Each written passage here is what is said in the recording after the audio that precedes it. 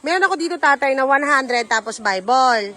Pero kung kayo po ay, kailangan pumili lang kayo ng isa. Kung gusto nyo 100 o Bible, so isa. Ikaw tay, anong gusto mo? Yung post na lang. Kwarta. So yung 100 sa'yo. Ikaw tay, anong gusto mo dyan? Kwarta din. Ikaw tay? Pera na lang din. Sure kayo?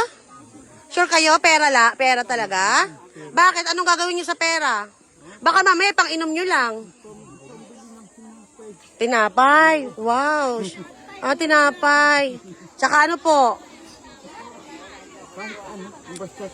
So, hindi nyo talaga pipiliin yung Bible. Gusto nyo talaga pera. Okay, dahil yun po ang kanilang pinili. So, ito na lang. Bibigyan na lang natin yung pera. Hawakan mo. So, dahil pinili nyo ay pera, bibigyan ko kayo ng tigo 100. Ano? O, 100 sa'yo, tay. O, pabili nyo ng tinapay. Meron din sa'yo 100. And then sa'yo 100. Yan. Pero ngayon, tingnan nyo, anong laman ng Bible? Ha? Bibuksan ko sa inyo. Kung pinili nyo to, sana meron kayong 500. Diba? Sayang. Sayang, meron sana kayong 500. Okay, bawi next time. Ano? Ang Bible kasi, syempre, ito ay kailangan babasahin din. So ngayon, kung pinili nyo, dapat meron kayo sana ng 500 pesos. Sayang. Next time ulit. Picture muna tayo, picture.